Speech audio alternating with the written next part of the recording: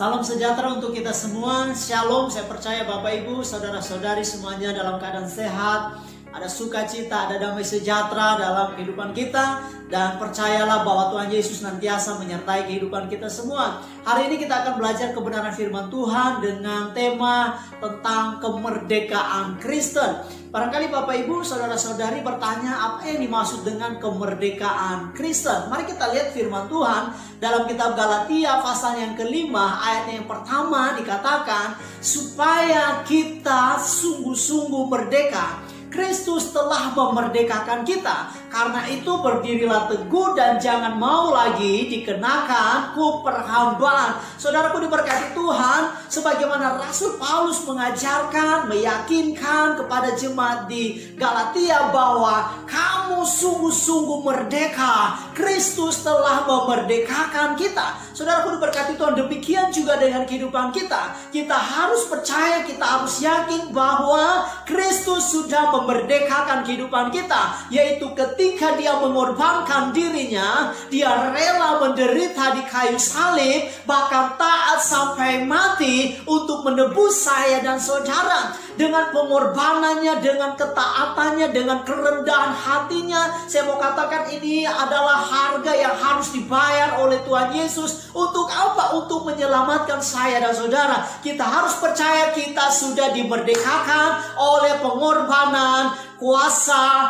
Tuhan Yesus di dalam kehidupan kita. Lalu apa yang harus kita lakukan sebagai orang percaya dalam mempertahankan kemerdekaan Kristus di dalam kehidupan kita? Yang pertama, firman Tuhan mengatakan kepada kita bahwa kita harus hidup di dalam pimpinan Roh Allah. Di dalam 2 Korintus pasal yang ketiga ayat 17 dikatakan, sebab Tuhan adalah Roh. Dan di mana ada Roh Allah, di situ ada kemerdekaan. Saudaraku diberkati Tuhan, kita harus hidup terus di dalam pimpinan Roh Allah, atau kita harus hidup di dalam pimpinan Roh Kudus. Apa yang dimaksud dengan Roh Allah di dalam kehidupan kita? Adalah ketika saudara mengalami kasih, mengalami sukacita, mengalami damai sejahtera, dan mengalami penguasaan diri di dalam kehidupan kita. Atau yang dikatakan Galatia 5 ayat 22 tentang buah-buah roh, itu mencerminkan bahwa saudara hidup di dalam pimpinan Roh Allah. Sebab apa saudaraku diberkati Tuhan? Tuhan juga tidak mau terjadi yang namanya kekacauan di dalam kehidupan kita, di dalam kehidupan rumah tangga, di dalam kehidupan gereja. Tuhan tidak mau terjadi kekacauan, tetapi yang Tuhan mau terjadi adalah damai sejahtera di dalam kehidupan kita, sebagaimana yang dikatakan dalam 1 Korintus 14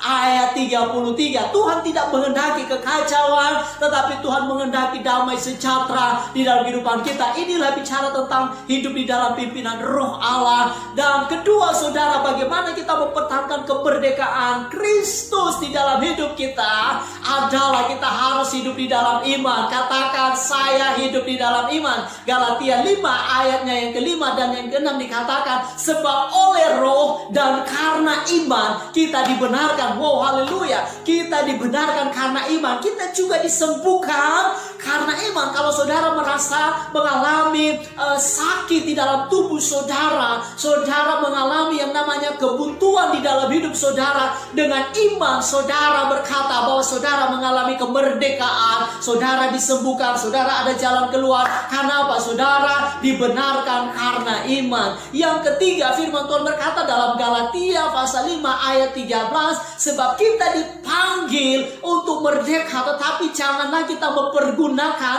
kemerdekaan itu sebagai kesempatan untuk hidup di dalam dosa, melainkan layanilah seorang akan yang lain oleh kasih. Perhatikan ayat ini, layanilah seorang akan yang lain oleh apa Bapak Ibu? Oleh kasih. Ketika saudara melayani saudara, saudara sementara menabur kasih, entahkah itu dalam kehidupan rumah tangga, dalam kehidupan gereja, saudara sebagai pemimpin, saudara sebagai jemaat, saling mengasihi satu dengan yang lain, saling mengasihi pemimpin saudara, gembala sidang saudara, mengasihi sesama jemaat, sesama pengurus. Firman Tuhan berkata, untuk itulah kamu dipanggil untuk merdeka di dalam Kristus adalah saudara ketika saudara melayani dengan kasih. Dan firman Tuhan mengajarkan juga kepada kita yang keempat, bagaimana kita mempertahankan kemerdekaan Kristen. Janganlah kita lagi hidup di dalam yang namanya budak dosa atau diperhamba oleh dosa. Sebab apa saudaraku diberkati Tuhan? Dosa sangat bertentangan dengan kekudusan Allah. Dosa sangat bertentangan dengan kebenaran Allah. Kalau saudara hidup di dalam dosa, saudara bertentangan dalam kekudusan Allah.